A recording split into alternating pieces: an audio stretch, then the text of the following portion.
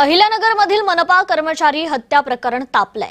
धीरज परदेशी हत्येप्रकरणी अहिल्यानगर बंदची हाक देण्यात आली आहे। मनपा कर्मचारी हत्येप्रकरणी हिंदुत्ववादी संघटना आक्रमक झालेली आहे। शहरात तणावाचं वातावरण आहे। पोलिसांकडून खबरदारी घेण्यात येते। धीरज परदेशी हत्येप्रकरणी 5 आरोपींना अटक करण्यात आली आहे। महानगरपालिका कर्मचारी धीरज परदेशीचा 3 दिवसाच्या उपचारानंतर मृत्यू झाला।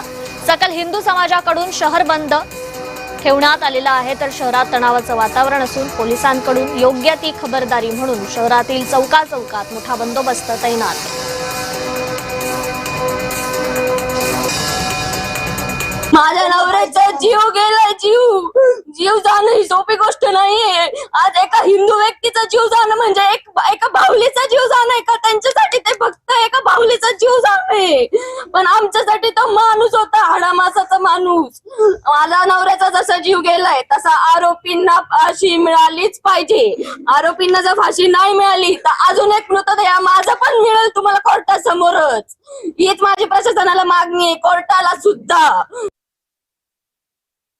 मुकुंदनगर हा एरिया त्याला पहिल्यापासून आवडत नव्हता, तरी पण तो तिथे जबाबदारी म्हणून चांगल्या पद्धतीने काम करायला गेला।